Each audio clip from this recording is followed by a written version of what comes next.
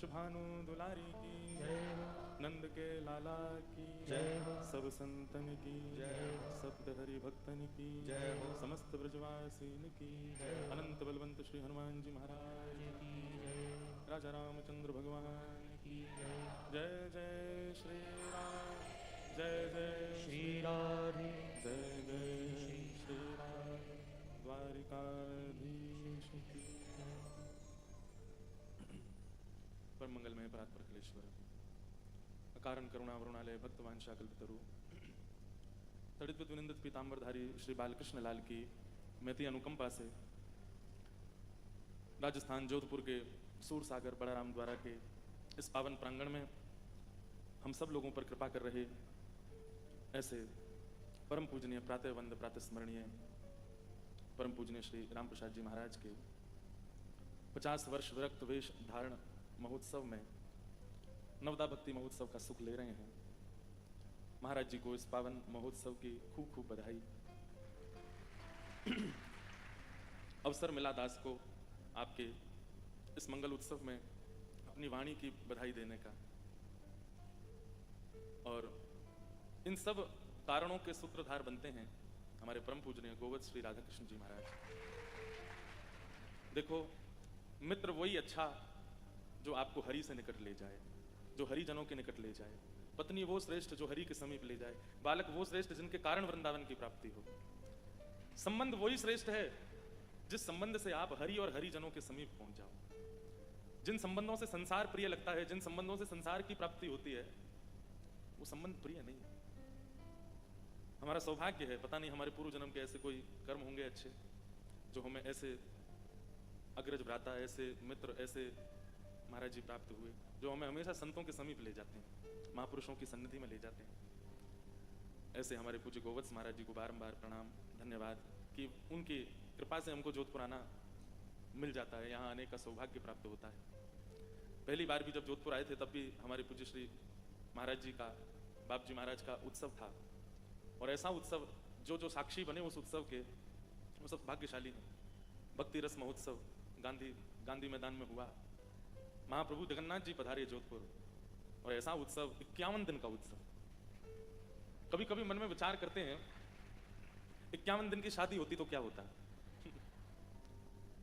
महाराज घर वाले पागल हो जाते। पिताजी तो 10 बार सोचते ब्याह करने से पहले बालकों का। 51 दिन का ब्याह, 3 दिन का ब्याह होता है, उसी में ही लोगों को 3 दिन बाद फिर लोग बाग मसाज करवाते हैं, अपने हाथ पांव दबाते हैं, उसमें बढ़िया 3 दिन की 4 दिन की छुट्टी पर चले जाते हैं रिलैक्स करने के लिए। क्यों थक गए, कहाँ थे बोले ब्याह में थे। कितने दिन का था? 3 दिन का। आप उस समय अपने छाती ठोक के कहा करो 51 दिन का उत्सव मनाया था हमने जोधपुर में।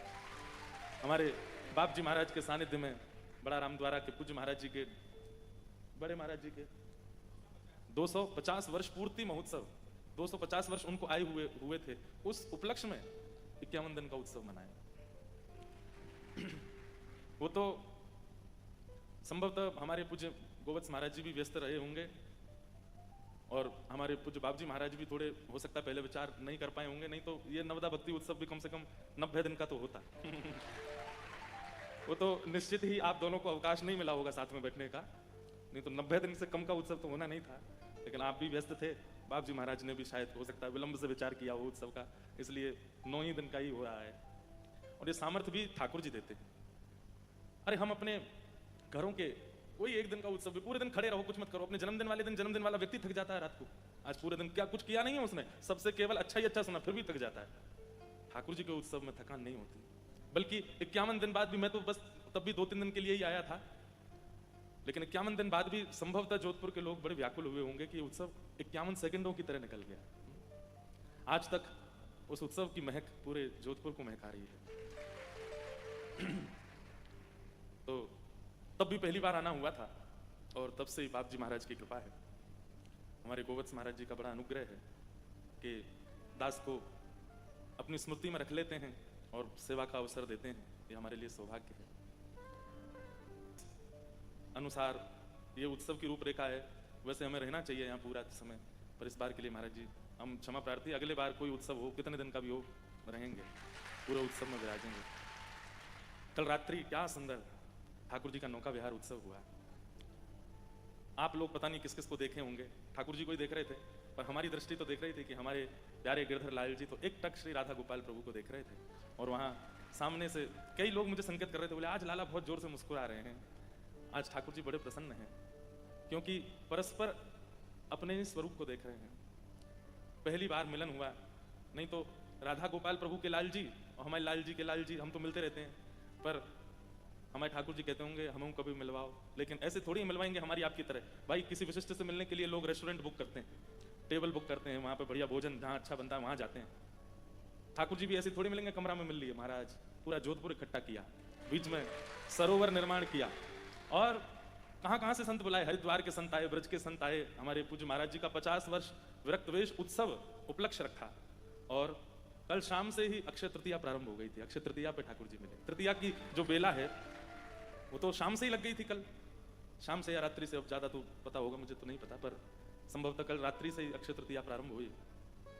ठाकुर जी देखो कैसा योग संयोग बनाते हैं, क्योंकि ये चुना था ठाकुर जी ने कि हमें ऐसी व्यवस्था में मिलना है। साक्षी बनाया इतने सारे लोगों को, ऐसे संत जनों को उपस्थित किया, तिथि भी शुभ उपस्थित की, और धन्य है आप लोग तो ऐसे स्थिर होकर दर्शन करते हैं, बढ़ते ही नहीं है आगे। श्रीनाथ जी अगर यहीं विराज गए होते जोधपुर में, तो पीछे वालों को तो जन कितने दिन प्रतीक्षा करनी पड़ती, हटते ही नहीं आप। ऐसा आनंद कल हुआ, मन तो खूब हो रहा था कि मछली बनकर के भीतर प्रवेश कर जाएं, लेकिन मुझे ऐसा लगा था महाराज जी कहीं मैंने अगर डुबकी लगाई तो सब अनकंट्रोल्ड होकर के कहीं कूद काद नहीं जाए यहाँ पे। आपके जाने के बाद भी मैंने विचार तो किया कि थोड़ा स्नान कर लें, क्या यहाँ थोड़ा आनंद करें, पर फिर थोड़ा लगा कि नहीं, माहौल थोड़ा अलग ही हो जाएगा। मैं तो कछुआ बन के डोलता, पर बहुत सारी मछली और मगरमच्छ और कूद पड़ते तो फिर रामद्वारा में बाढ़ आ जाती, इसलिए मैं भी फिर चुपचाप निकल गया। लेकिन ऐसी सुंदर स्मृति ठाकुर जी की, इतना सुख लग रहा था। नौका विहार की एक बहुत सुंदर कथा हम सुनाते हैं, कथा में लीला सुनाते हैं, पर आज तो अपना क्रम पूरा करेंगे। आज अक्षय तृतीया है, आप सबको अक्षय तृतीया महोत्सव की बधाई हो, खूब खूब शुभकामनाएं, खूब खूब बधाई है। खूब सुंदर घर जाकर के, वैसे तो करके आए होंगे कुछ लोग, ठाकुर जी को सुंदर चंदन पधराना। आज से ठाकुर जी को उष्ण काल की सेवा का नियम शुरू हो जाता है। ठाकुर जी बढ़िया चंदन धारण करते हैं, हमारे ब्रज में तो कई ठाकुर चंदन की ही पोशाक पहनेंगे, पूरे अंग पे ठाकुर जी चंदन धारण करते हैं। ठाकुर जी को कोई भी वस्तु पधराने का अभिप्राय क्या होता है? जगत कल्याण, कि हे नाथ हम पूरे विश्व की सेवा तो नहीं कर सकते, पर पूरा विश्व आपके भीतर विराजमान है, इसीलिए हम आपको ही चंदन पधरा रहे हैं, ताकि पूरे विश्व को आप शीतलता प्रदान कर दो। हम ठाकुर जी को चंदन देते हैं, ठाकुर जी को 56 भोग पधराते हैं, हे नाथ आप आरोग्य लो, इस जग में कोई भूखा ना रहे, आप आरोग्य लेंगे तो सब लोगों को अन्न प्राप्त हो जाएगा। हमारे वृंदावन में ठाकुर जी को फूल बंगला धराते हैं, बिहारी जी में राधा, क्या अद्भुत फूल बंगला, 3 किलोमीटर दूर से सुगंधी आने लगती है पुष्पों की। क्यों पधराते हैं ठाकुर जी को? कि ठाकुर जी आप ऐसे शीतल कुंज में विराजमान होकर के कृपा करना, जिन जिन पर आपकी दृष्टि पड़े उन सबको ऐसी शीतलता आप प्रदान कर देना। हम ठाकुर जी को निवेदित करके एक प्रकार से वृक्ष की जड़ में जल डाल रहे हैं, सारे पत्ते और डालें अपने आप उसी से सिंचित हो जाती। तो आज अक्षय तृतीया, और ऐसा हमारे आज बिहारी जी के चरण दर्शन हो रहे होंगे वृंदावन में, साल में एक ही बार होते हैं ठाकुर जी के चरण दर्शन। इसके पीछे भी बड़ी सुंदर लीला हमारे ब्रज में बताते हैं कि जो ठाकुर जी के चरण देख लेता है उसको नरक नहीं जाना पड़ता, उसको नरक के दर्शन नहीं करने पड़ते। तो एक दिन यमुना जी ठाकुर जी से बोली कि हमारे भैया आपसे मिलने आए, मतलब ठाकुर जी के साले साहब। कौन है ठाकुर जी के साले? यमराज। ठाकुर जी ने कही कहो भैया साले साहब कैसे आए? बोले आप तो हमारा व्यापार बंद कराने के उम्मीद में हैं, आप तो चाहते हैं कि हमारा जो नरक है वो वहाँ के सब किवाड़ बंद हो जाएं। ठाकुर जी बोले क्यों? बोले बिल्कुल अनावृत निरावृत चरणों के दर्शन आप सबको करा देते हैं, लोग कुछ भी करके आते हैं आपके चरण देख लेते हैं और नरक दर्शन नहीं करना पड़ता। फिर संचिंतयेद भगवतस् चरणारविंदम वज्रांकुशध्वज सरोरुहलांचनाट्यम उत्तुंग रक्त विलसन नख चक्रवाल ज्योत्स्ना विराहत महद हृदयांधकारम। कपिल देवूति संवाद में भगवान कहते हैं चरण दर्शन की महिमा कितनी। तब यमुना जी और श्री यमराज जी के सुख के लिए ठाकुर जी ने चरण दर्शन एक ही दिन अक्षय तृतीया के दिन, लेकिन हमारे ठाकुर जी बड़े चतुर हैं, ऐसी तिथि चुनी है चरण दर्शन कराने की, एक बार देख लो अक्षय हो जाता है। आज अक्षय तृतीया है, आज अगर आपने ठाकुर जी के बिहारी जी के चरण देख लिए तो 365 दिन के दर्शन हो जाएंगे एक साथ ही, अक्षय हो जाता है। आज जो करो सब अक्षय हो जाता। अक्षय मतलब जिसका क्षय नहीं हो सकता, जिसका नाश नहीं हो सकता। आप चाहे उसके बाद में अपना व्यवहार स्वभाव पाप युक्त कर लीजिए, लेकिन आज के दिन जो किया गया है उसका क्षय कोई पाप नहीं कर सकता। इसलिए अक्षय तृतीया ठाकुर जी ने आज का दिन चुना अपने चरण दर्शन का, कि अगर आज हमारे दर्शन, ठाकुर जी बोले एक दिन चरण दर्शन कराएंगे, तो यमराज जी बड़े खुश हो गए। लेकिन फिर भी यमराज जी के यमलोक में भीड़ नहीं हुई। यमराज जी बोले अब तो एक ही दिन दर्शन करा रहे हैं बिहारी जी, फिर क्यों भीड़ नहीं हो रही? तब पता किया कौन सी तिथि को करा रहे हैं, बोले अक्षय तृतीया को करा रहे हैं। इस दिन करने से अक्षय हो जाता है, इतना इतना गुना फल मिलता है कि एक जीवन में अगर एक बार चरण दर्शन कर लो, जीवन भर ना करे तो भी उसका कोई बाल बाका नहीं कर सकता, उसको एक ही बार में संपूर्ण जीवन का फल प्राप्त हो जाता है। ठाकुर जी बड़े दयालु, बड़े करुणा निधान है, इसलिए आज का दिन चुना ठाकुर जी। आज के दिन दान का बड़ा विधान है। लोग कहते हैं कि आज दान करने से अक्षय होता है, धन पवित्र होता है, आदि आदि पवित्र। हम ऐसा एक भाव रखते हैं कि दान करने से अगर आज अक्षय होता है तो ऐसी वस्तु का दान कीजिए जिसके अक्षय होने से भगवत प्राप्ति हो। जैसे आज जो आगे आवे, जो सामने पड़ जाए आपके, उसको भगवान नाम का दान करो। किस लिए? कि नाम अक्षय हो जाए। आपके सामने जो आवे उसको प्रेम का दान करो, ताकि आपका प्रेम अक्षय हो जाए। धन अक्षय करने से, स्वर्ण अक्षय करने से, चांदी अक्षय करने से कोई लाभ नहीं है, सब रह जाएगा यहीं पर। लेकिन हरि नाम साथ जाएगा। हरि नाम से तेरा काम बनेगा, हरि नाम से तेरा काम बनेगा, हरि नाम ही तेरे साथ चलेगा, हरि नाम ही तेरे साथ चलेगा, हरि नाम लेने वाला, हरि नाम लेने वाला, हरि नाम गाने वाला, हरि नाम गाने वाला, हरि का है प्यारा, हरि का भजन करो, हरि है हमारा हरि का भजन करो, हरि है हमारा। आज हमको अक्षय तृतीया पे ऐसे सुंदर कोरस वाले मिल गए। हमारे साथ महाराज जी गा रहे, अक्षय हो गया महाराज जी। अब सौभाग्य है ऐसे महापुरुष जिनसे सदैव सीखा है, जिनसे सीखने को मिलता है। वो सन्मुख बैठ करके आपको सुन रहे हैं, आपको देख के प्रसन्न हो रहे हैं। इससे बड़ी कमाई और जीवन की कुछ नहीं हो सकती। तो आज अक्षय तृतीया है। धन धान्य तो दान रोज करना चाहिए, लेकिन आज तो नाम का दान करो, आज तो ज्ञान का दान करो, आज तो प्रेम का दान करो, ताकि वो अक्षय हो जाए। आज चाहे जो कोई कुछ कर दे, गुस्सा भी आ रहा हो, क्रोध करना नहीं, अक्षय हो जाएगा। नहीं तो गुस्सा नहीं करना है, क्रोध नहीं करना, गुस्सा नहीं करना, किसी को डांटना नहीं, फटकारना नहीं। आज जो करोगे सब अक्षय होगा। किसी का मजाक मत उड़ाना, सब अक्षय हो जाएगा। आज तो भैया एक क्षण भी हरि स्मरण के बिना ना निकले, ताकि वो अक्षय हो जाए, वो अक्षय हो जाए। अंतिम श्वास तक हरि स्मृति बनी रहे, क्योंकि वही साथ रहने वाला है और कुछ साथ नहीं जाएगा। हमारा सौभाग्य है कि हम तो कथा कर रहे हैं और इतने सारे संतों की उपस्थिति में कर रहे हैं, इनकी साक्षी में कर रहे हैं। हे नाथ, बस यही कृपा करना कि ये भाव, ये वाणी की सेवा अक्षय हो जाए। बस यही करते रहें, उठते चलते फिरते बैठते गाते नाचते, हरे हमेशा बस ये अक्षय हो जाए। आप सबको बहुत बहुत शुभकामनाएं। आज नवदा भक्ति महोत्सव का तृतीय दिवस और तृतीय भक्ति श्रवणम कीर्तनम विष्णु स्मरणम पाद सेवनम अर्चनम बंदनम दास्यम सख्यमात्म निवेदनम। आज की जो भक्ति है वो है स्मरण भक्ति। आहा।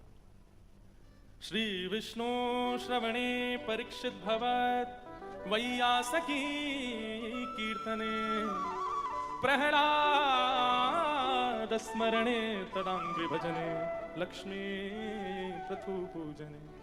और आज की भक्ति के आचार्य कौन है? श्री प्रहलाद जी महाराज। स्मरण भक्ति के आचार्य प्रहलाद जी महाराज, जिनके मुख से ही नवदा भक्ति का प्रवचन प्रकट हुआ है। प्रहलाद जी ही नवदा भक्ति का भाव अपने पूज्य पिताजी को सुनाते हैं। ये स्मरण भक्ति के आचार्य। बहुत ध्यान से सुनिएगा। स्मरण। तुम्हारी याद आती है, बताओ क्या करें मोहन। तुम्हारी याद आती है, बताओ क्या करे मोहन।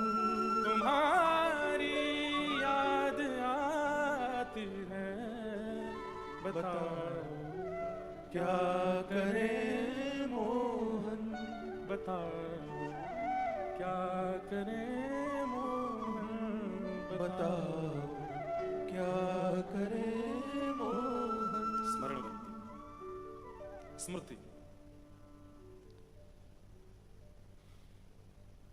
नवदा भक्ति में कुछ भक्ति ऐसी हैं जिनके लिए प्रयास और परहेज ये दोनों करने पर भी कई बार सफलता प्राप्त नहीं होगी, और उनमें से एक भक्ति है स्मरण भक्ति।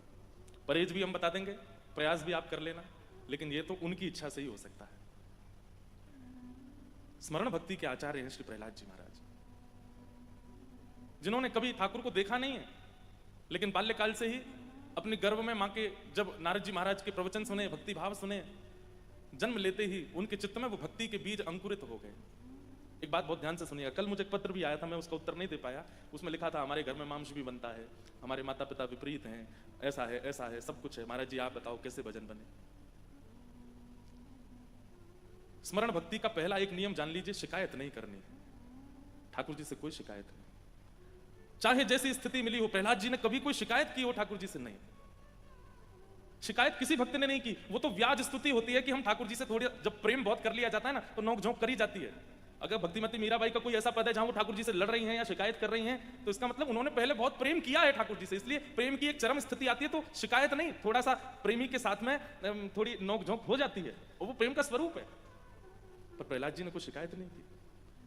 हे नाथ, मैं कैसे आपको बच सकता हूं? मैं तो राक्षस हूं, मैं आपको कैसे बच सकता हूं? मेरे पिता ही विपरीत हैं, मेरे भाई विपरीत हैं, मेरा परिवार विपरीत है।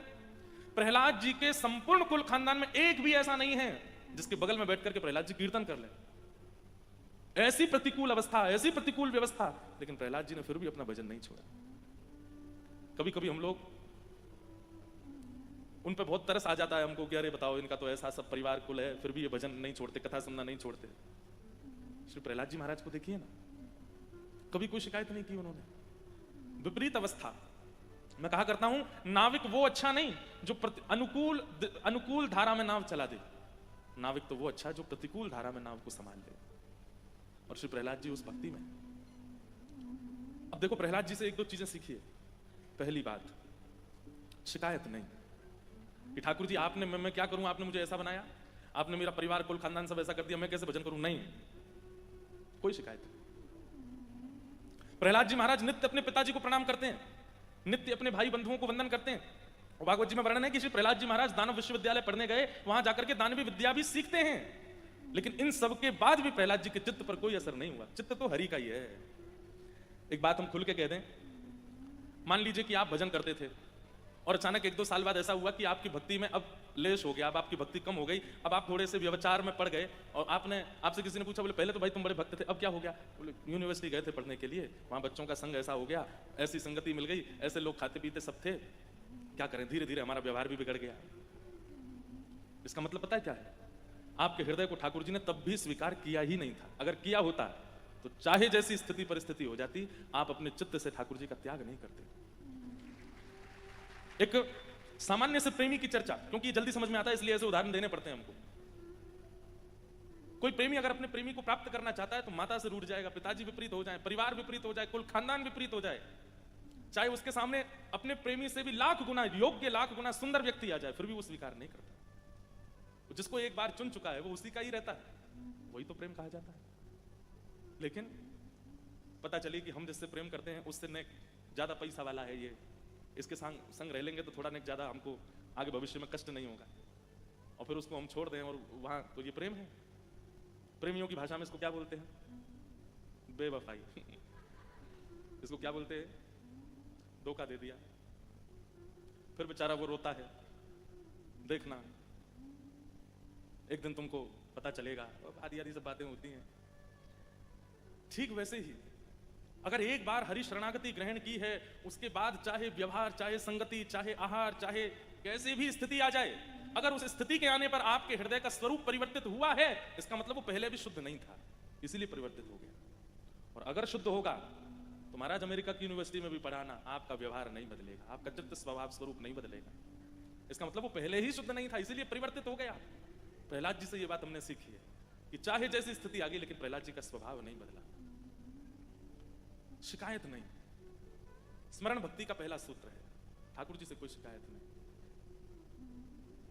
एक भाव मैं गाता हूं, उसमें पंक्ति आती है, न कोई शिकायत नहीं कोई जी, कर लो करा लो प्रभु जो है तेरी मर्जी। न कोई शिकायत न कोई अर्जी, कर लो करा लो प्रभु जो तेरी मर्जी। सुख दो या गम जो भी, सुख दो या गम जो भी, सुख दो या गम जो भी, सुख दो या गम जो भी, मैं प्रेम से सहूंगा। जहां ले चलोगे वहीं मैं चलूंगा। जहां ले चलोगे वहीं मैं चलूंगा। समर्पण, ये दूसरी बात।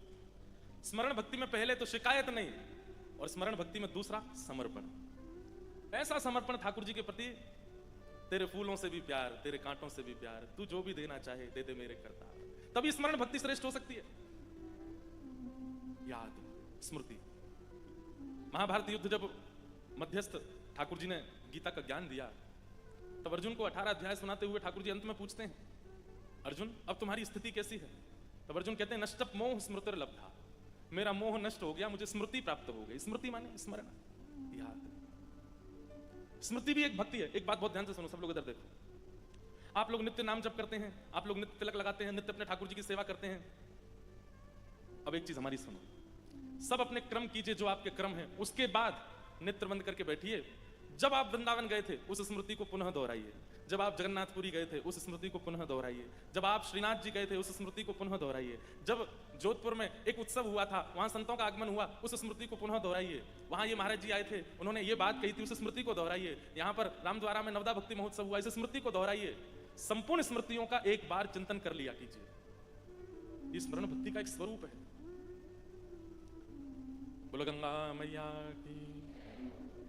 परम पूजनीय प्रातः स्मरणीय हमारे भगवत धाम वाले पूज्य बड़े महाराज जी स्वामी श्री विवेकानंद जी महाराज एवं छोटे महाराज जी परम पूजनीय स्वामी श्री रविंद्रानंद जी महाराज पधारे, आपके चरणों में बारंबार प्रणाम। स्मृति, व्यक्ति स्मृति रखता है विवाह की, व्यक्ति स्मृति रखता है अपने पुत्र के पैदा होने की, व्यक्ति स्मृति रखता है सब चीजों की। जब जब अवसर मिले, एकांत होते हैं, तो स्मरण किया कीजिए कि कब प्रथम मिलन हुआ था ठाकुर जी से, कब प्रथम वृंदावन दर्शन हुआ था, अंतिम बार जब वृंदावन गए थे तब कैसी सुगंधी थी, कैसी पवन थी, कैसी वायु थी, कैसे कैसे लोग मिले, कैसे दर्शन हुए, ये सारी अपनी स्मृति में रखिए। इन सब से स्मरण भक्ति पुष्ट होती है, स्मरण भक्ति में पुष्टि आती है। हम लोग याद रखते हैं पर उसका नित्य चिंतन नहीं करते, नित्य स्तवन नहीं करते, नित्य स्तवन नहीं होता। लिख लीजिएगा, अपनी भगवत दर्शन और धाम दर्शन और संत दर्शन की जो स्थिति है उसका नित्य चिंतन करो, नित्य स्मरण करो, नित्य याद करो। जब हुआ था उत्सव तो ऐसा हुआ था, तब ये हुआ था, कल जब हम नौका विहार कर रहे थे तो आपके तन को, पंच इंद्रियों को, आंख, नाक, कान, जीव और त्वचा, इनको जो जो अनुभव हुआ वो सब आपकी स्मृति में आना चाहिए। और स्मृति में आते एक दिन ऐसा आएगा कि आपकी स्मृति में जैसी चिंतन आप करोगे वो घटना आपके तन के साथ घटने लगेगी। बहुत ध्यान से सुनिएगा, ये बहुत अच्छा सूत्र हम दे रहे हैं आपको। नित्य अपनी सद स्मृतियों को चिंतन किया कीजिए। हमने सुना है श्री रैदास जी महाराज, रैदास जी के चरित्र में ऐसा भाव आता है महाराज जी कि जब उनको ठाकुर जी प्राप्त हो गए और उनकी सेवा करते थे तो रैदास जी खूब भ्रमण करते थे, सब जगह धाम जाते थे, सब जगह दर्शन करते थे। ठाकुर कभी बद्रीनाथ गए, कभी द्वारिका गए, तीर्थों में ही भ्रमण करते रहते थे। लेकिन जब से उनके ठाकुर जी की सेवा विराजमान हुई घर में तो सब जगह ठाकुर जी को ले जाना संभव नहीं हो पाता, प्रसाद और शुद्धि की व्यवस्था नहीं हो पाती थी। तो रैदास जी क्या करते, अपने ठाकुर जी को तैयार करते और तैयार करके मन विचार करते, जय जय आज कहाँ चलोगे घूमवे, चलो आपको बद्रीनाथ दर्शन करा लाते हैं। तो अपनी कुटिया की एक खिड़की के ऊपर लिख देते थे श्री बद्रीनाथ धाम, और अपने ठाकुर जी की चौकी उठाते, 2-4 बार बीच में घुमाते और श्री बद्रीनाथ धाम में ले जाके, ओहो बद्रीनाथ आ गए, क्या ठंडी बिहार चल रही है ठाकुर जी, देखो बर्फीले पहाड़ चारों ओर, अलकनंदा जी बह रही हैं, कितना सुंदर लग रहा है। आज पूरे दिन बद्रीनाथ में विराजे। उस दिन सामग्री भी वो बनती थी जो शीतकाल में पाई जाती है। शीतकाल की सामग्री, ठंडी सामग्री नहीं, स्वेटर पहन करके घूम रहे हैं, सॉल ओढ़ रखी है, ठाकुर जी को भी सॉल पहना रखी है, जेठ के महीना में भीषण गर्मी है बाहर कुटिया के, लेकिन भीतर तो महाराज उनका बद्री। और इसका ऐसा उनके साथ में प्रभाव होता था, कभी कभी भयंकर ग्रीष्म ऋतु में गांव के लोगों को सर्दी लगने लगती, कांपने लग जाते। बोले क्या करें, बोले जून जुलाई का महीना, जेठ का महीना चल रहा है, इतनी सर्दी क्यों? जरूर रैदास जी अपने ठाकुर जी को केदारनाथ ले गए होंगे आज, इसलिए पूरे गांव में सर्दी आ गई है आज। उनके ठाकुर जी की जहां स्थिति होती थी वैसी स्थिति पूरे गांव की होने लग जाती थी। हम कह रहे हैं गांव की तो नहीं होगी, लेकिन अगर कोई एक भक्त जोधपुर में ऐसा हो जाए, सब उसके घर के बाहर, भैया आज तू एक काम कर, बद्रीनाथ का चिंतन कर ले, बहुत गर्मी पड़ रही है बाहर, पूरे जोधपुर में लेकर हवा तो चल जाए। स्मृति भक्ति में, स्मरण भक्ति में ये सामर्थ्य है कि आप जो स्मरण करेंगे वो आपके तन के साथ घटने लगेगा। इसी को हमारे वृंदावन में महाराज जी मानसी भक्ति कहते हैं, जहां हमारे ब्रज के निकुंज उपासी संत वैष्णव जन नेत्रबंद करते हैं और नेत्रबंद करते ही ध्यान करते हैं, सुंदर सघन कुंज है, यमुना जी बह रही हैं, आहा सुंदर मोगरा के इत्र डारे गए हैं रज में, खस के इत्र लगाए गए हैं रज में, ऐसी सुगंधी आ रही है। कुंज निकुंज में सुंदर मोगरा के पुष्पों से सजावट की गई है, ठाकुर जी का रत्न जटित सिंहासन विराजमान है, उस पर चंदन के छींटे पड़े हैं। प्रिया प्रियतम दोनों ऐसी पीतांबरी नीलांबरी पहन करके, पामन में नूपुर धारण करके मधुर चाल से चलते आ रहे हैं, छत्र चमर लेकर के सखियां चल रही हैं। और हमारी सेवा क्या है? बोले हमको आज ठाकुर जी ने सेवा दी है, दूर खड़े है कि पंखा जरो, हम पंखा जल रहे हैं और ठाकुर जी हमारी सेवा स्वीकार कर रहे हैं। आप निश्चित मानिए हमारे ब्रज के जो संत मानसी सेवा में जाते हैं, जब वो चिंतन करते हैं और चिंतन करते ही उनके भाव में आता है कि यहाँ रज में आज मोगरा का इत्र है, वो जिस कक्ष में बैठे होते हैं वहां अपने आप मोगरा की सुगंधी आने लग जाती है। वो यदि विचार कर लेते हैं कि आज सुंदर आकाश में घनघोर बादल छाए हैं और रिमझिम वर्षा हो रही है, तो भले ही बाहर बादल ना हो, लेकिन उनके वस्त्रों पर, उनके मुखार बिंद पर, उनके केश पर छोटे छोटे बिंदु प्रकट हो जाते हैं, मानो जैसे सच में वर्षा हो रही हो। स्मरण भक्ति सामान्य नहीं है,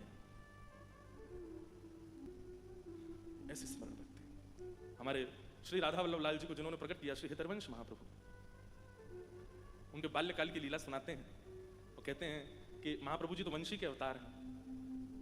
तो जब आपके पूज्य पिताजी महाराज अपने ठाकुर की सेवा करते थे तो छोटे से श्री महाप्रभु जी हितरवंश महाप्रभु दूर खड़े होकर के देखते थे। उनकी इच्छा होती थी कि मैं भी सेवा में जाऊं, लेकिन छोटा बालक जानकर के पिताजी दूर रखते थे, लड़ते थे पिताजी से, मुझे भी सेवा का अवसर दीजिए। कभी जिज्ञासा करते थे मुझे भी सेवा करनी है ठाकुर जी की,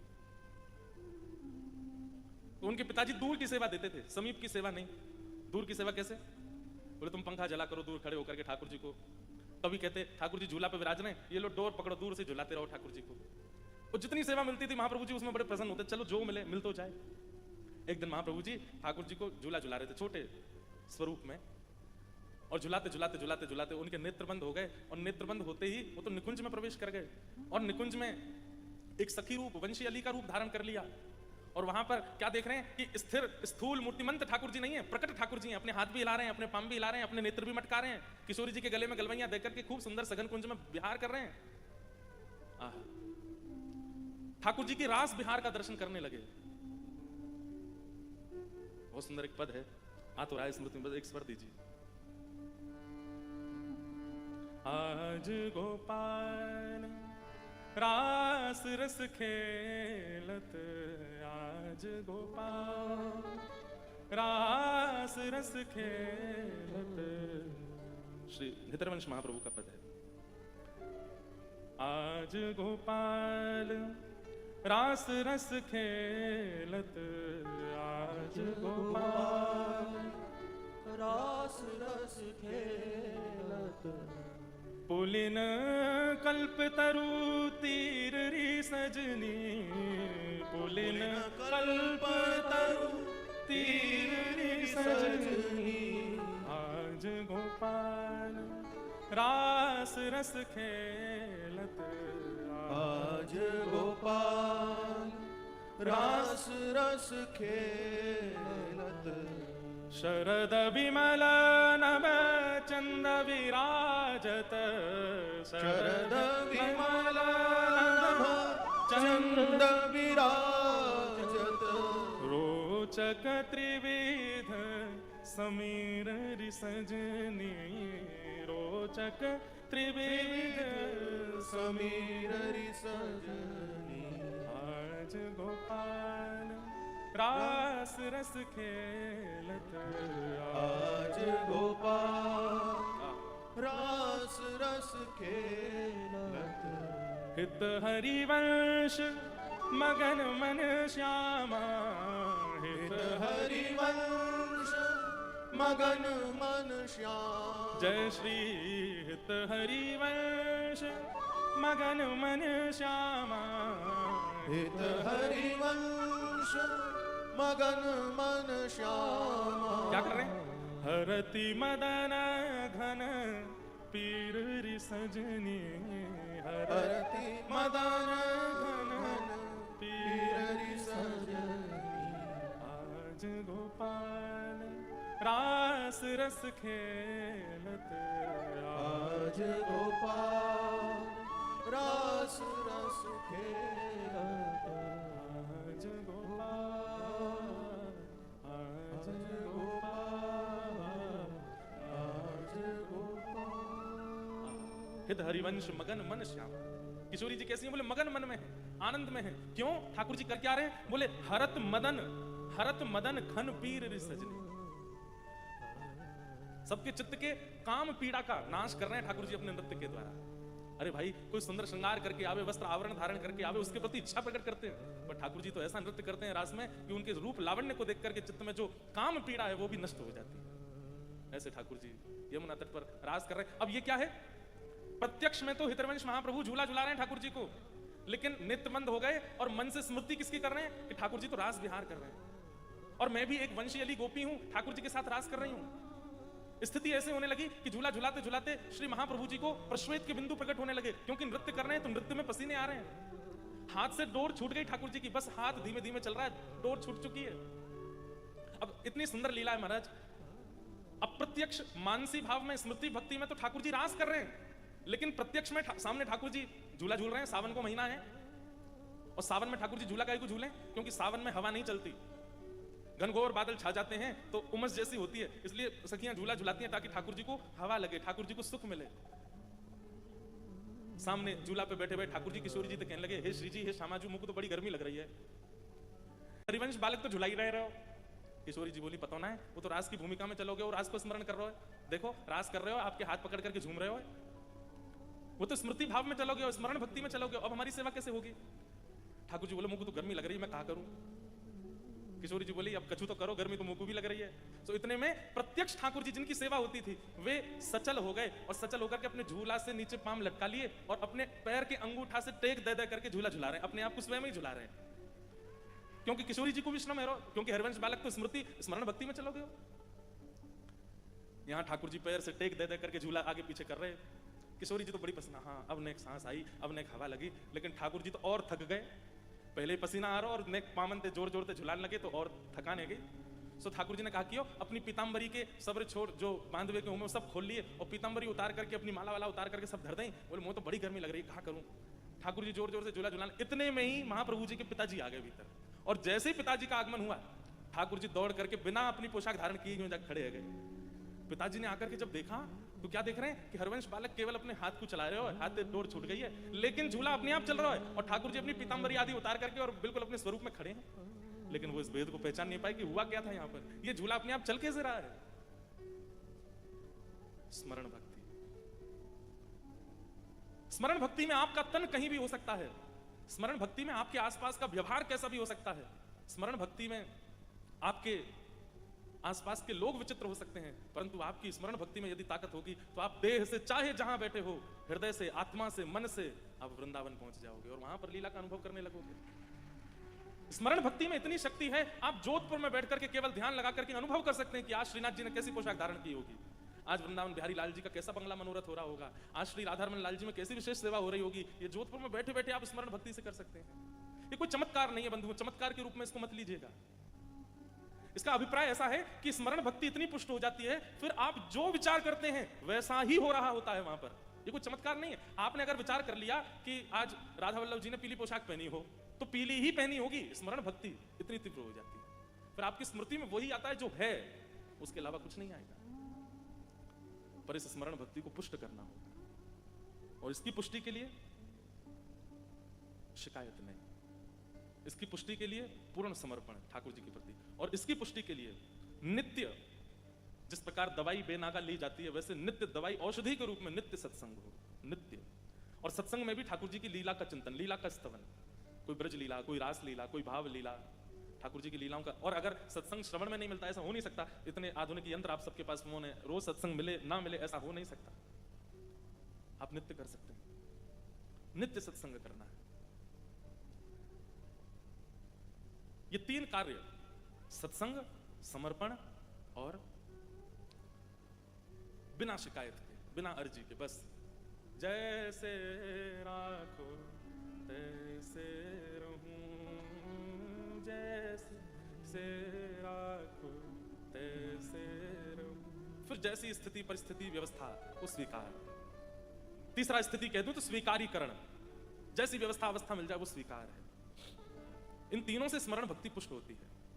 अच्छा, एक स्मरण भक्ति का हमारे ब्रज का नियम है वो और हम आपको थोड़ा कह दें कि जब आप स्मरण में जाते हैं, ठाकुर जी का स्मरण करते हैं, अभी आप राधा रमण जी का स्मरण करते हो, राधा वल्लभ जी का स्मरण करते हो, बिहारी जी का स्मरण करते हो, श्रीनाथ जी का स्मरण करते हो, जहां आपकी रुचि उनका स्मरण करते हो, स्मरण में क्या विचार करते हो?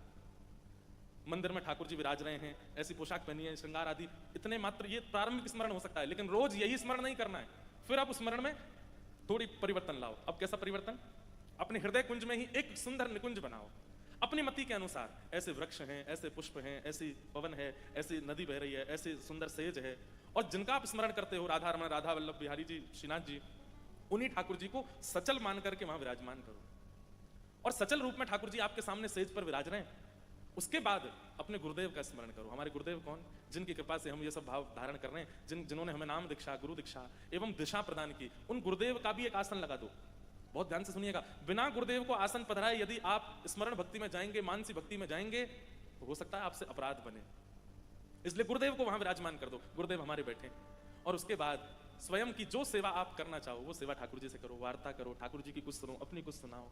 सखा भी आए, मधुमंगल श्रीदामा स्मरण में निकुंज सहित ठाकुर जी का स्मरण, परसों के स्मरण में गुरुदेव, निकुंज और श्री ठाकुर जी का स्मरण, उसके अगले दिन में फिर कोई अन्य व्यवस्था का स्मरण, फिर किसी पोशाक का स्मरण, फिर ठाकुर जी को कोई भोग पधाया गया उसका स्मरण। इस प्रकार अपनी स्मरण भक्ति में आगे बढ़ना है। एक दिन ऐसा आएगा कि आप स्मरण भक्ति में प्रवेश करेंगे और कितने घंटे बीत जाएंगे, कौन आकर के आपसे क्या कह गया, क्या बोल गया, आपसे क्या सुना गया, आपको पता भी नहीं चलेगा। आपके तन पर उसका प्रभाव होगा जो आप स्मरण कर रहे हो, जो आपकी स्मृति में चल रहा है।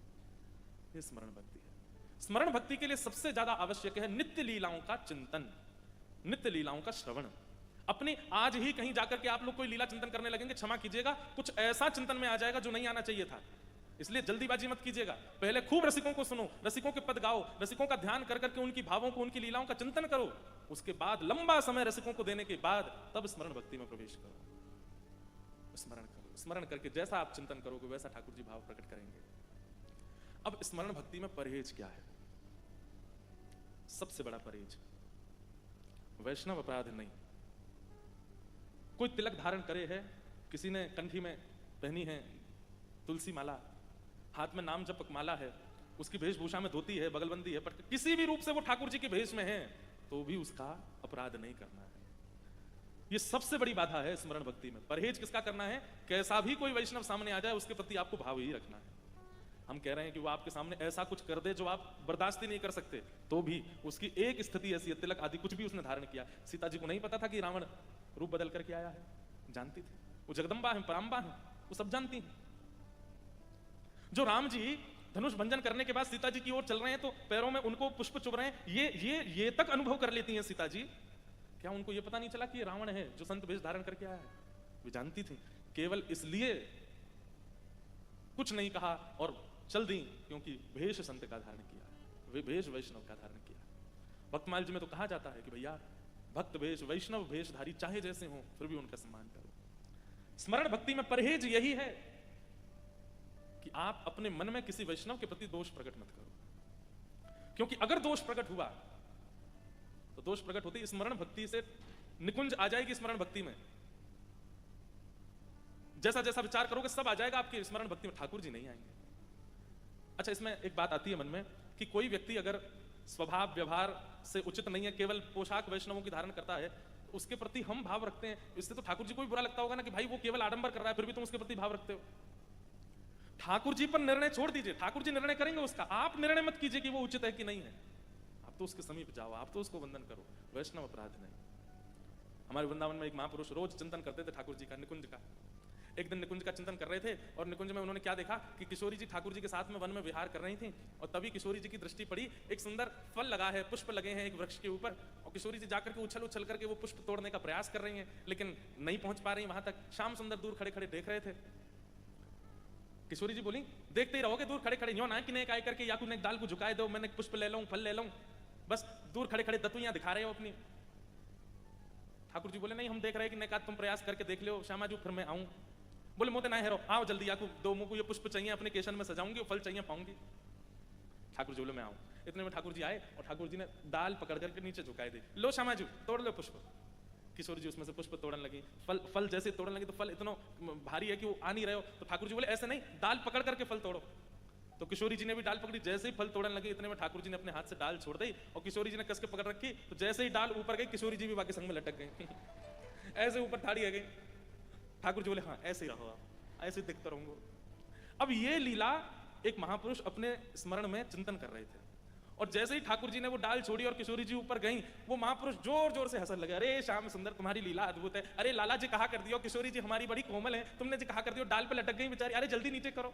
अब वो जोर जोर से हंसे, हंसते हंसते नेत्रों से आंसू आवे। विचार कीजिएगा, इधर देखो, विचार कीजिएगा, वे तो केवल लीला स्मरण करके हंस रहे थे लेकिन तभी सामने से एक ब्रजवासी जा रहा था, उसका एक पैर नहीं था और थोड़ा वो ऐसे अचक के चल रहे थे और तभी ये महापुरुष हंसने लगे, तो उसको ऐसा लगा कि ये मेरी लाचारी पर हंस रहे हैं, मेरी दुर्बलता पर हंस रहे हैं। उनके मन में जैसे ये भाव आया मेरी दुर्बलता पर हंस रहे हैं, इतने में ही उन महापुरुष के चित्त में किशोरी जी ऐसी डाल पर खड़ी हैं और ठाकुर जी नीचे से हंस रहे हैं। बस यही दृश्य दिखते दिखते दिखते ठाकुर जी और किशोरी जी अंतर ध्यान हो गए। क्यों अंतर ध्यान हुए? क्योंकि वैष्णव अपराध बन गया। अब वो बाबा इतनी चिंता में आगे, बोले अरे ये लीला अधूरी कैसे रह गई, ये लीला यहीं पर विश्राम क्यों हो गई, ये आगे लीला का विस्तार क्यों हुआ? नेत्र बंद करके चिंतन करने लगे, ठाकुर जी से निवेदन करने लगे, हे श्याम सुंदर आप कहां चले गए, किशोरी जी कहां चली गई, आप दोनों अंतर ध्यान क्यों हो गए? ठाकुर जी नहीं आए। सोचो, वर्षों की तपस्या, वर्षों की परिश्रम, वर्षों का ध्यान, वर्षों की जप, सब एक अपराध से सब नष्ट हो गया। खूब यमुना स्नान किए, खूब वृंदावन परिक्रमा लगाई, लेकिन पुनः स्मरण में ठाकुर जी नहीं आए। तब अपने गुरुदेव से जाकर के कहा, गुरुदेव ऐसे ऐसे सब लीला हुई, रोज ठाकुर जी चिंतन में आते थे, रोज ठाकुर जी स्मरण में आते थे, नित्य नित्य नूतन लीलाएं करते थे, कभी रुलाते थे, कभी हंसाते थे, लेकिन पतो ना कहा भयो ऐसा, परसों ऐसी लीला है रही, मैं जोर जोर से हंस रहे हो, पतो ना मेरी हंसी तो बुरा मान गए कि कहा है गए, ठाकुर जी अंतर ध्यान है गए, अब मुंह को लीला दिख नहीं रही है। गुरुदेव ने तुरंत पूछा, बोले जब ठाकुर जी अंतर ध्यान हुए तो तुमने नेत्र खोल के देखा? बोले हाँ मेरे नेत्र खुल गए थे। बाहर क्या दिखा? बोले गुरुदेव कुछ नहीं, मैं बैठा था बस यही, और कुछ नहीं। बोले कोई व्यक्ति दिखा आसपास? तभी उन्होंने ध्यान से चिंतन कर, हाँ गुरुदेव एक व्यक्ति था, उसके एक पैर नहीं थे, वो लाचार थे, थोड़े से जा रहे थे आगे, थोड़ा लंगड़ा रहे थे। गुरुदेव बोले हो ना हो, तुम्हारी उस क्रिया से, तुम्हारी उस हंसी से उनको ऐसा लगा होगा कि तुम उनकी लाचारी पर हंस रहे हो, और वो कहीं ब्रजवासी होंगे, कोई वैष्णव होंगे, उनके बुरा मानने से ठाकुर जी तुम्हारे हृदय से प्रस्थान कर गए। जब तक वो तुम्हें क्षमा नहीं करेंगे तब तक ठाकुर जी नहीं आएंगे। क्या करूं गुरुदेव? बोले भंडारा करो, सबको निमंत्रण दो, और जितने वैष्णव में इसके दो ही उपाय हैं, या तो जिसके प्रति अपराध बना है वो तुम्हें क्षमा करे, और यदि वो तुम्हें अब नहीं मिल सकते हैं तो उनके बदले कम से कम 100 महापुरुष तुमको क्षमा करें, तब जाकर के वैष्णव अपराध दूर होगा। उन्होंने भंडारा कराया, भंडारा करा करके जितने महापुरुष पधारे सबको दक्षिणा प्रदान करें, सबके चरणों में प्रणाम करके कान पकड़ के कहें मुझे क्षमा कर दो। अब जैसे वो कहें क्षमा कर दो, तो महापुरुष अरे तुमने कुछ किया ही नहीं, क्षमा क्यों मांगते हो, इधर आओ। सब लोग अपने हृदय से लगा में उनको क्षमा करते गए।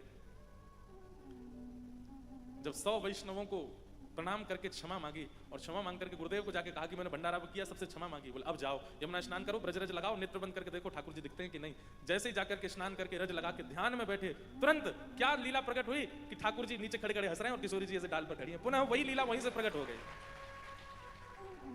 अनुनय विनय करने लगे, हे ठाकुर जी किशोरी जी को नीचे बुलाओ। किशोरी जी बोले एक बार नीचे उतारो, तुम्हें बताऊंगी मैं। जैसे ही ठाकुर जी ने किशोरी जी नीचे उतारी, अब यहाँ तो ठाकुर जी डाल पकड़ के नीचे कर रहे थे, किशोरी जी ने देखी दोनों हाथ इनके व्यस्त हैं, इतने में ही यहाँ कमर में बंधी वही वंशी निकाल करके किशोरी जी भाग गई वहां से। अब ठाकुर जी पीछे पीछे डोले, हे श्यामा जी मेरी वंशी दे दो, हे किशोरी जी मेरी वंशी दे दो। या वंशी मोरे प्राण बसत है, या वंशी मोरे प्राण बसत है, सो वंशी गई चोरी, सो वंशी गई चोरी। अब राधे रानी दे डारो बंशी मोरी। अब राधे रानी दे डारो बंशी मोरी।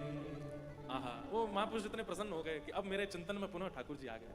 तब से उन्होंने नियम बना लिया, वो इतने एकांत में बैठ करके भजन करने लगे कि कहीं मानसी में वो हंस भी रहे हो तो सामने से कोई देख ना लेवे, और कहीं ये ना विचार कर ले कि मुझ पर हंस रहे हैं। क्यों? क्योंकि वैष्णव अपराध एकमात्र ऐसा है जिसके कारण आपकी भक्ति की क्षति होती है, आपके भाव की क्षति होती है, आपकी स्मृति की स्मरण की क्षति होती है। पहले आप कथा सुनते थे, बहुत मन लगता था, लेकिन आजकल आपको नींद आने लग जाती है। इसका मतलब क्या है? कोई वैष्णव अपराध बना हुआ है आपसे। पहले आपका नाम जब बहुत बढ़िया चलता था, लेकिन आजकल आपको नाम जब में आलस आने लग गया है, ठाकुर जी की सेवा में आलस आने लग गया है। इसका मतलब कोई वैष्णव अपराध बना है आपसे।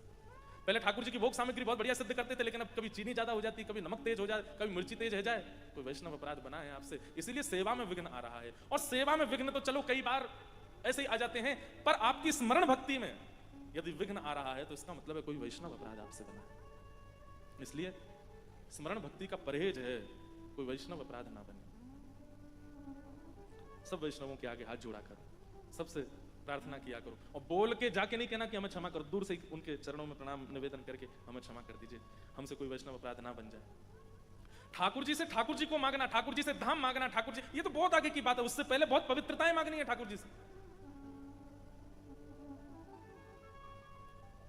ऐसे भाव। तो स्मरण भक्ति में परहेज क्या है? कोई वैष्णव अपराध ना बने। स्मरण भक्ति में दूसरा परहेज अन्न की शुद्धि, क्योंकि जैसा खाओ अन्न वैसा होवे, और मन ही शुद्ध नहीं होगा तो स्मरण कैसे शुद्ध होगा? इसलिए अन्न की शुद्धि। केवल वो पाना है जो ठाकुर जी को भोग लगता है, जो ठाकुर जी को निवेदित नहीं हो सकता उसका आस्वादन नहीं करना है। हमारे ब्रज में एक संत थे, भोजन के बड़े शौकीन थे। जब अपने गुरुदेव से दीक्षा ली उन्होंने, तो गुरुदेव से कहा, गुरुदेव मुझे कुछ आज्ञा दे दो। तो गुरु जी ने भी ऐसी आज्ञा दी। बोले क्या? बोले केवल रोटी मठा से पाओगे आज के बाद, वो भी भिक्षा लेके। संत के तो हाथ पांव, वो जो नए नए संत बने थे हाथ पांव कांप गए उनके। बोले गुरुजी और जो चाहो कह दो, भोजन का तो कम से कम ये बोल दो कि बढ़िया पाया करूं मैं, बढ़िया पनीर की सब्जी बने, गड्ढे की सब्जी बने, मिर्ची बड़ा बने, जोधपुर का मिर्ची बड़ा।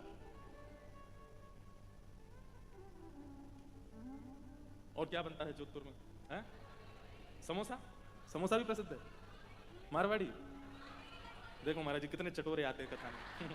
एक से एक जानकार हैं सबरे। एक बात कहें, बारात में सजने की सबसे ज्यादा छूट दो ही को होती है, दुल्हा और दुल्हन को। और बेचारी दुल्हन का तो मेकअप है 500 रुपए वाला, और जो उसके संग में सखियां खड़ी हैं वो 5-5 हजार का मेकअप करवा लें, तो ये तो अत्याचार है ना बेचारी के ऊपर। आपको प्रयास करना चाहिए कि आपकी अचकन, आपका स्वरूप दुल्हा से तो कम ही हो। कई बार ऐसा होता है कि दुल्हा बेचारा घोड़ी पे बैठा है, पर नीचे बारातियों में कोई इतनी जोर की शेरवानी पहन गया था, सब उसी को देखते रहते। बोले दुल्हा तो नीचे डोल रहा है। एक बार महाराज जी, बताने वाली बात तो नहीं है, हमारी खुद की सबसे छोटी बहन, तीसरी वाली बहन जो है, उनके ब्याह में एक हमारे पिताजी के श्रोता हैं, पीछे पड़ गए। बोले महाराज जी की तो ड्रेस मैं बनाऊंगा मेरी। हमने कि भाई ऐसी कुर्ता धोती पहन लेंगे, हमको क्या है? बोले नहीं नहीं महाराज जी मैं बना के लाऊंगा। वो महाराज जी ऐसी अचकन बना के लाए कि हमारे जीजा जी फेल हमारे आगे। अब मैं पहन के जैसे ही निकला अपने कक्ष से बाहर, हमारी माता जी कहें, लाला जी कहा कर रहा है तू? है बेचारे दूल्हे राजा की इतनी ज्यादा कढ़ाई नहीं है कुर्ता में जितना तू पहन के घूम रहा है। मैंने कि एक बार राउंड तो मार के आऊंगा मैं सब जगह। और तो और दुल्हा ही बोल पड़े, बोले भैया जाते बढ़िया तू मेरी पहन, मुझे अपनी देते। ये बात हम क्यों कह रहे हैं? चाहे रस का सुख हो, चाहे श्रृंगार का सुख हो, उसका अधिकार तो प्रिया प्रियतम को ही है। उसका अधिकार तो ठाकुर जी को है। उनका जितना हो सके सुंदर सुंदर प्रसाद बनाओ, सुंदर सुंदर उनका श्रृंगार करो, सुंदर से सुंदर उनका आवरण बनाओ, सुंदर से, और फिर उस प्रसादी को अपने ऊपर धारण करो, उस प्रसादी को अपने ऊपर ले लो। जो भोग ठाकुर जी ने आरोगा उसको पालो। जैसे श्रृंगार किया हमारे महाराज जी, ऐसे श्रृंगार कर देते हैं, ठाकुर जी की प्रसादी अपने ऊपर धारण कर लो, वो तो ठीक है। पर कई लोग तो ठाकुर जी को भोग नहीं लग सकता वो भी पा रहे हैं, ठाकुर जी को जो श्रृंगार नहीं हो सकता वैसा श्रृंगार कर रहे हैं, ठाकुर जी को जो वस्त्र आभूषण जितने अच्छे ठाकुर जी को नहीं धराए उतने अच्छे स्वयं पहन के घूम रहे हैं। ये तो फिर ये भक्त का स्वरूप नहीं। भक्त तो अपने ठाकुर जी को सजा धजा के खिला पिला के मस्त रखता है, स्वयं उनकी प्रसादी ग्रहण करता है। तो स्मरण भक्ति का दूसरा परहेज है अन्न की शुद्धि। वही पाना है जो ठाकुर जी को निवेदित हो सकता है, और जो ठाकुर जी को निवेदित नहीं हो सकता, ठाकुर जी को प्रसादी जिसकी नहीं हुई है, वो सेवन करने का अधिकार आपको नहीं। यदि आप उसको करेंगे तो माफ कीजिएगा, श्रवण भक्ति, कीर्तन भक्ति, बाकी भक्ति आपकी पुष्ट होंगी, पर स्मरण भक्ति में आप निपुण नहीं हो पाओगे। स्मरण भक्ति की निपुणता के लिए तो अन्न की शुद्धि, वाचो वेगम, अपनी जीव पर थोड़ा सा लगाम लगाइए। और दूसरी बात, जो ठाकुर जी को निवेदित करते हैं हम वस्तु, ठाकुर जी को निवेदित करने से पहले वो वस्तु है, सामग्री है, पर निवेदित करने के बाद वो प्रसाद है। उसके प्रति वो सामग्री बुद्धि नहीं होनी चाहिए कि ये बेसन का लड़ुआ बहुत बढ़िया है, ये मिर्ची बड़ा बहुत अच्छा है, पराठा बहुत अच्छा है। नहीं, वो प्रसाद है। उसके प्रति अन्न और अन्य सामग्री की बुद्धि नहीं होनी चाहिए। इतनी सावधानी रखेंगे तब मन शुद्ध होगा और तब मन में स्मरण भक्ति प्रकट होगी। अन्न की शुद्धि, अन्न की शुद्धि और वैष्णव अपराध, ये दो परहेज हैं स्मरण भक्ति में। अगर ये दो किए जाएं तो निपुणता है। अब तीसरी बात, स्मरण भक्ति के आचार्य प्रहलाद जी, स्मरण भक्ति के परहेज वैष्णव अपराध और अन्न की शुद्धि, वैष्णव अपराध से बचना और अन्न की शुद्धि रखना। अब स्मरण भक्ति के ठाकुर कौन है? बहुत रात भर विचार किया महाराज जी कि स्मरण भक्ति के ठाकुर कौन से हैं, स्मरण भक्ति के ठाकुर जी कौन से हैं। परंतु मन में विचार आया, स्मरण भक्ति के ठाकुर नहीं है, ठकुरानी है। स्मरण भक्ति की तो ठकुरानी है हमारी किशोरी जी, हमारी लाडली जी, हमारी राधा रानी। हे सुन राधिका दुलारी, सुन राधिका दुलारी, तेरे द्वार का भिकारी, द्वारका भिखारी, तेरे श्याम का पुजारी, पीड़ा है हमारी, हमें श्याम ना मिला, हमें श्याम ना मिला। हम सोचते थे कान्हा कहीं कुंजन में होगा, सोचते हैं कान्हा कहीं कुंजन में होगा। ओ, अभी तो मिलन का हमने सुख नहीं भोगा। हाँ, अभी तो मिलन का हमने सुख नहीं होगा। सुन के प्रेम की परिभाषा, सुन के प्रेम की परिभाषा, मन में बंधी थी जो आशा, मन में बंधी थी जो आशा, आशा हुई रे निराशा, झूठी दे गया दिलासा। श्याम ना मिला हमें, श्याम ना मिला हमें, श्याम ना मिला हमें। श्याम ना मिला। भैया, श्रवण भक्ति के ठाकुर जी महाप्रभु जगन्नाथ, कीर्तन भक्ति के ठाकुर जी श्री पंढरीनाथ, पर स्मरण भक्ति के ठाकुर नहीं, ठकुरानी है हमारी किशोरी जी, हमारी राधा रानी। आपसे साधन ना बने, आपसे परहेज ना हो, आपकी स्मरण भक्ति को आप पुष्ट करने की इच्छा रखते हो तो किशोरी जी की शरण ग्रहण करें। हमारी किशोरी जी, भैया ये बात मेरे मन में कैसे आई? मैं मनगढ़ंत बात नहीं कह रहा हूं, ये बात मेरे मन में आई क्योंकि जब महाराज के मध्य से ठाकुर जी अंतर ध्यान हो गए तो गोपियां भी किशोरी जी की शरण में गई और वहां किशोरी जी की शरण में जाके किशोरी जी ने जो स्मरण प्रकट करवाया है गोपियों के चित्त में, वही गोपी गीत बनकर के प्रकट हुआ, जिस गोपी गीत ने ठाकुर जी को प्रकट कर दिया। गोपियां क्या कर रही हैं? वह स्मरण प्रकट कर रही हैं, वो स्मृतियां प्रकट करके ठाकुर जी से कह रही हैं जो उनके साथ घट चुकी है। और वही स्मरण जब गाया गया और गाते गाते गाते जब रुदन हुआ तभी श्याम सुंदर प्रकट हुए। इससे ये बात पुष्ट होती है कि स्मरण भक्ति के ठाकुर नहीं, ठकुरानी है। स्मरण भक्ति की ठकुरानी हमारी किशोरी जी, हमारी लाडली जी, श्री राधा रानी।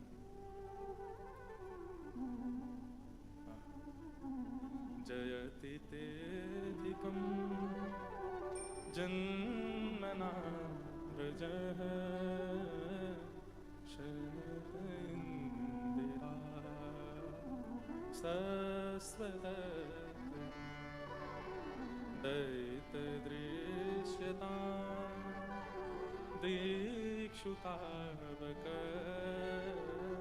स्त्वैत्रिता सब स्वाम विचन्ते। अरे किशोरी जी का तो स्मरण ऐसा है कि जब उद्धव गए वृंदावन और सब गोपियां अपने अपने स्वप्न बता रही थी राधा रानी को, हे किशोरी जी श्याम सुंदर जब ते वृंदावन ते गए हैं तब ते हमारे स्वप्न में कोई गोपी के पीछे पीछे दौड़ते नजर आवे, कोई गोपी की मटकी उठाते नजर आवे, कोई गोपी के घर माखन चोरी करते नजर आवे, कोई गोपी को श्रृंगार करते नजर आवे। सब गोपियां अपना स्वप्न बता रही हैं कि हमारे रात्रि स्वप्न में ठाकुर जी ऐसे आते हैं। गोपियां कहती हैं, हे श्यामाजू ने अपने स्वप्न के बारे में बताओ, आपके स्वप्न में ठाकुर जी कैसे आते हैं? किशोरी जी प्रसन्न होकर के और थोड़े मंद मंद मुस्काते हुए कहते हैं, अरे तुम सबरी गोपी कितनी भाग्यशाली हो कि तुम सबके स्वप्न में श्री कृष्ण आवे। पर मैं तो कहा बताऊं, जाद नाते श्याम सुंदर वृंदावन छोड़ के गए, मेरी बैरिणी निद्रा भी उन्हीं के संग चली गई। तुम नींद आती है तो स्वप्न देखती हो, पर मुझे तो नींद ही ना आवे। स्मरण भक्ति मतलब वो व्याकुल कर देती है, तब भोजन की इच्छा नहीं रहती, तब पान की इच्छा नहीं रहती, कुछ कहीं जाने की इच्छा नहीं होती। पर हम पा भी लेते हैं, हम खा भी लेते हैं, हम चले भी जाते हैं, इसका मतलब स्मरण भक्ति पुष्ट नहीं। किशोरी जी की स्मरण भक्ति तो देखो, 100 वर्ष बाद जब ठाकुर जी मिलते हैं कुरुक्षेत्र में, तब रुक्मणी जी किशोरी जी का दर्शन करने गई और दूध लेकर के गई हैं। वो संवाद तो बड़ा है, पर रुक्मणी जी का भाव ऐसा कि जैसे किशोरी जी के सन्मुख कहती हैं कि मैं आपके लिए उपहार में दुग्ध लाई हूं, तो किशोरी जी कहती हैं, रुक्मणी तुम्हारा उपहार स्वीकार है, पर जादना से श्याम सुंदर गए हैं व्रज वृंदावन से, वादन से मैंने गौ सामग्री स्वीकार नहीं करी है। निद्रा और दुग्ध, ये दो स्वीकार सुख में किए जाते हैं, ये दो स्वीकार आनंद में किए जाते हैं, और मेरा आनंद तो श्री कृष्ण है। जब श्री कृष्ण ही मथुरा चले गए, द्वारिका चले गए, तो ये मैं आनंद कैसे कर सकूं? तभी रुक्मणी जी कहती हैं, हे किशोरी जी, ये दूध स्वयं द्वारिकाधीश ने आपके लिए भेजा है। जैसे ही सुनती हैं ठाकुर जी ने भेजा, तुरंत पात्र ले लेती हैं, मुख से लगा करके संपूर्ण दुग्ध का पान, आज 100 वर्ष बाद दुग्ध पान करते हैं, ठाकुर जी ने भेजा। और दूसरा प्रसंग आता है कि जब श्याम सुंदर मिलने के लिए आए ठाकुर जी से, ये प्रसंग बहुत वृहद हैं और बहुत अद्भुत हैं, मैं ज्यादा उसमें प्रवेश नहीं कर रहा हूं, केवल सांकेतिक रूप से कह रहा हूं। जैसे ही ठाकुर जी आते हैं ना किशोरी जी के शिविर में कुरुक्षेत्र में, तो यहां किशोरी जी बैठी हैं सब सखियों के साथ।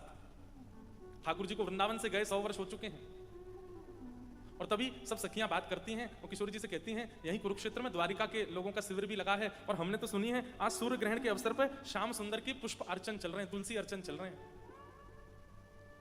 किशोरी जी प्रसन्न होती हैं, अच्छी बात है, कुछ पुष्प अपने यहां से भी भिजवा दो ठाकुर जी की सेवा में। और अचानक बोलते बोलते किशोरी जी स्तब्ध हो जाती हैं। सब सखियां कहती हैं, श्यामाजू आप कुछ कह रही हैं, कहां भयो?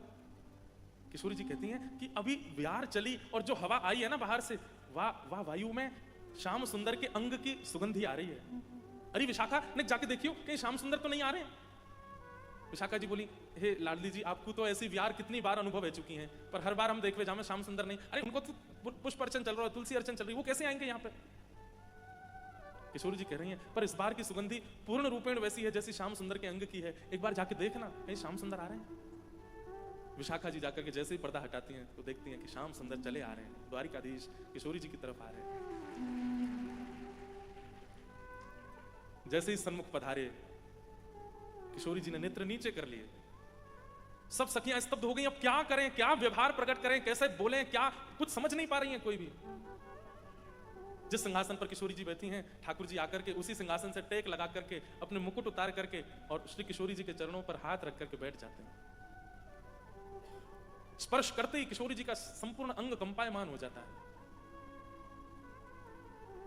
किशोरी जी भी सिंहासन से नीचे आ जाती हैं, ठाकुर जी के बगल में बैठ जाती हैं, और ठाकुर जी कहते हैं, किशोरी जी इतने वर्ष बाद आप मिली हैं, देखेंगे नहीं मेरी ओर? किशोरी जी कह रही हैं कि तब के देखे श्याम सुंदर तो चित्त से अभी तक निकल नहीं पाए, अब अगर देखूंगी तो फिर आगे स्थिति कैसी होगी, या भैसे में नहीं देख रही।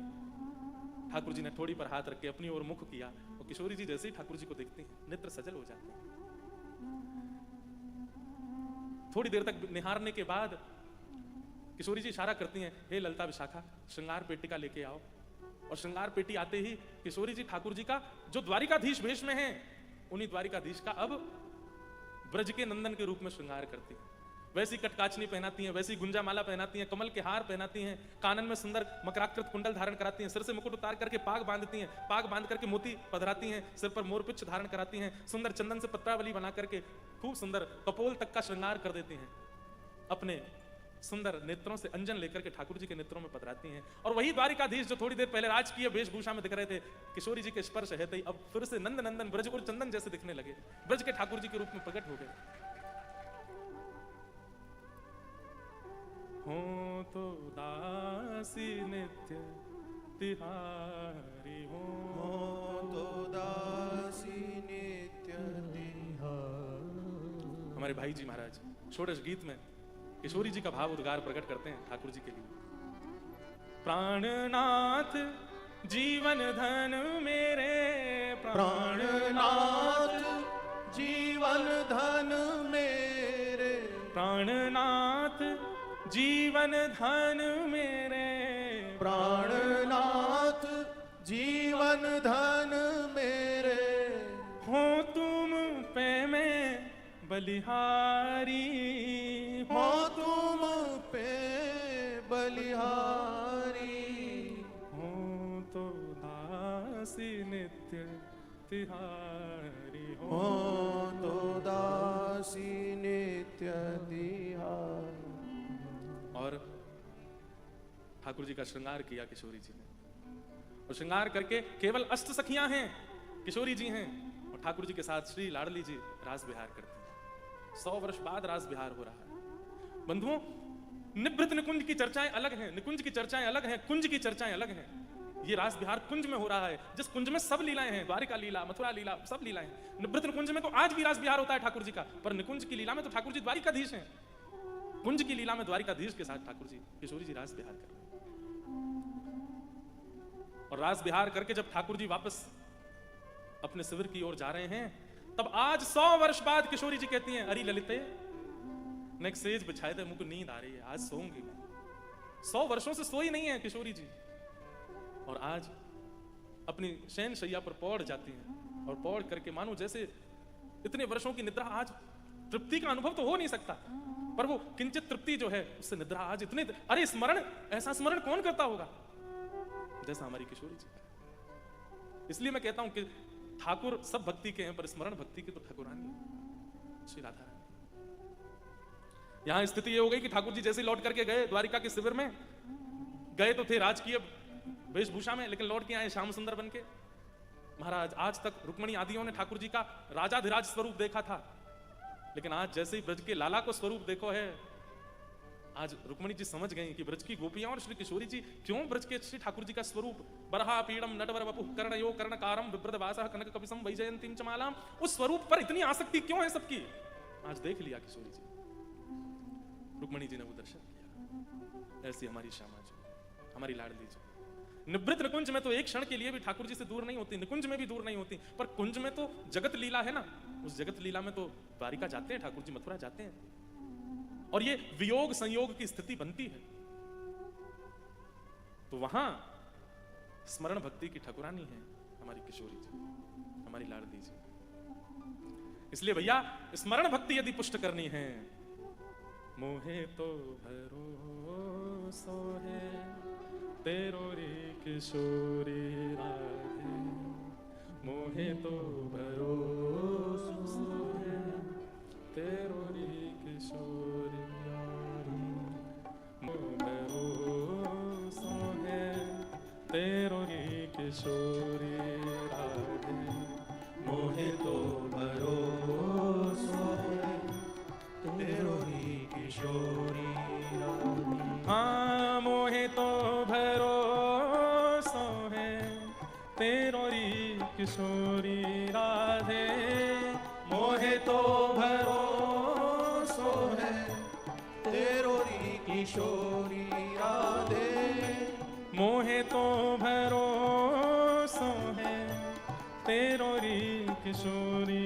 राधे, मोहे तो भरोसो है तेरो री किशोरी राधे, मोहे तो भरोसो है तेरो रे किशोरी राधे, मोहे तो भरोसो है तेरो री किशोरी राधे। हमारे ब्रज में किशोरी जी के सन्मुख ये भाव गाते हैं, मुक्ति भुक्ति ना मांगत केवल मुक्ति भुक्ति ना मांगत के। हे श्यामा जी, हमें मुक्ति भुक्ति नवनिधि आदि ये सब नहीं चाहिए, केवल एक बात चाहिए और आप वो पूरी कर सकती हैं। क्या? अपनो जान संभालो किशोरी राधे, अपनो जान संभालो किशोरी राधे, अपनो जान संभालो किशोरी राधे, अपनो जान संभालो किशोरी राधे। मुझे तो भरोसा है तेरो रे किशोरी राधे, मुझे तो भरोसा है तेरो ही किशोरी राधे। और साधनहीन दीनु में राधे, साधनहीन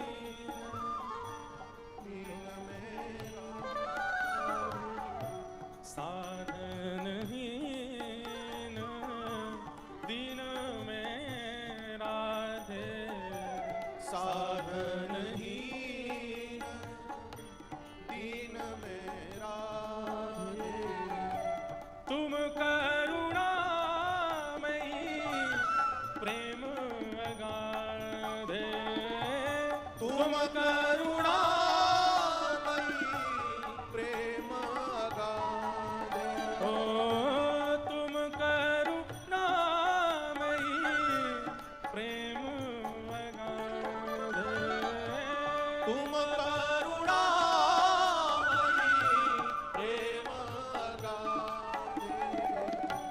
मुझे तो भरोसा है तेरो रे किशोरी राधे, मोहे तो भरोसा तेरो ही किशोरी राधे। हाँ मोहे तो भरोसा है तेरो री किशोरी राधे, मोहे तो भरोसा है तेरो ही किशोरी राधे। राधे मोहे तो भरोसा है तेरो री किशोरी राधे, मोहे तो भरोसा है तेरो ही किशोरी राधे।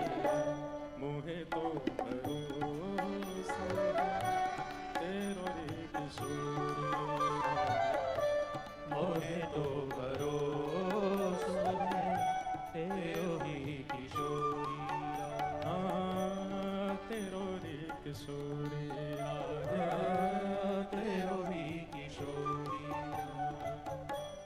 स्मरण भक्ति के ठाकुरानी है में कोई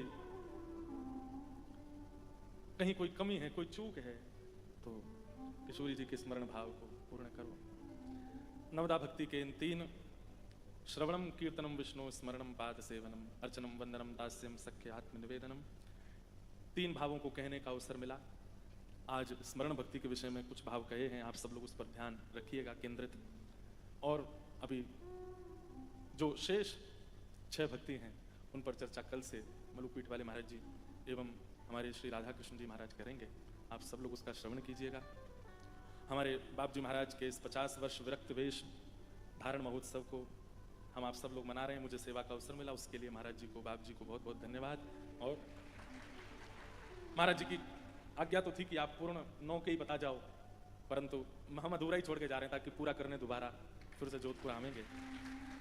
आप सब लोगों को बहुत बहुत जय श्री कृष्ण, जोर से बोलो जय श्री कृष्ण, जय सिया राम, जय श्रीमन नारायण, राम जी राम, जय जय श्री राधे।